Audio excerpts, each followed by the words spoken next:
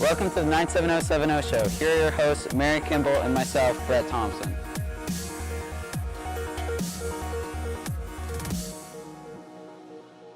Hello and welcome to the 97070 show, where we talk about sports instead of go to class. This week was a busy week with sports here at Wilsonville, having 4 home games and a cross-country meet. Sadly, not all of those ended up too well for the Wildcats. Mary, what are your thoughts on the outcomes of those games? I think there's nothing but room for improvement. Let's start with cross-country. This past week we had a meet here at Wilsonville High School, the night meet. There were 3,000-meter races, and the Wildcats ended up doing pretty well. Ava Stenstrom, a freshman, finished 3rd in hers. Samantha Prusi, a sophomore, ended 10th in her race.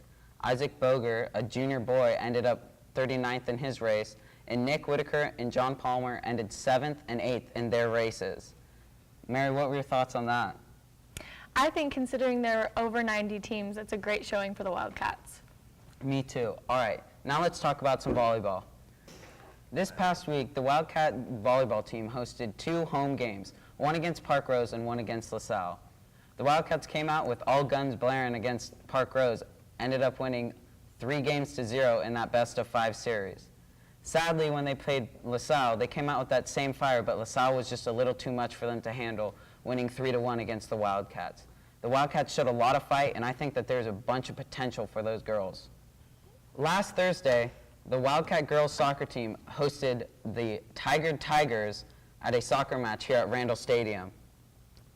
Tigard ended up winning that game 3-2, but there was a lot of fight shown in the Wildcat girls. Tigard had a player who scored all 3 of their goals, a hat trick, and played amazing. Our goalies did stop a good amount of those shots, but 3 of them happened to skirt by them.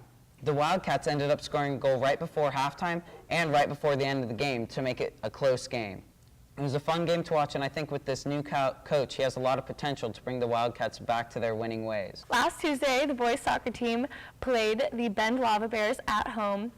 It was a scoreless first half, but unfortunately, the Lava Bears scored in the 65th minute, winning the game 1-0. How do you think it went, Brett? Well, from an outsider's view, I thought that the Wildcats played really well. Oscar Barón Soto, our goalie, had a great game. He had 3 big key saves in the game to keep it to a close game. Also, Henry Tell, as you could tell, was the best player out on the field. He had one amazing play where he stopped a goal himself when Barón Soto was out of the goal. Sadly, the outcome isn't what we wanted, but you could definitely see the fight in our boys.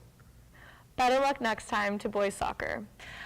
Last Friday, the boys football game was played at home. It was originally meant to be played in South Medford, but due to air quality issues, it was moved to Randall Stadium. How do you think the game went, Brett? Well, I thought that the game went pretty well. You know, the Wildcats, they came out really, you could tell that they were trying hard. You could tell that South Medford might have just been a little bit better than us this week. Chase Cota really had a big impact for South Medford. He caught 2 touchdowns, and just you could tell that he had Division I scholarships going anywhere he wanted.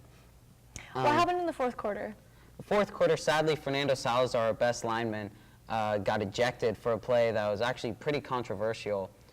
They said that he cleared the bench to go and break up a fight when really he was just out there kind of going to go out and play offense, and he just got in the middle of 2 people to make sure that the fight didn't escalate. Luckily, he appealed his case to the OSAA, and thanks to footage from WBN, he was able to get his suspension withdrawn, and he is able to play in tonight's game against Franklin. I'm Brett Thompson. And I'm Mary Kimball, and this is the 97070 show. Make sure to tune in every week.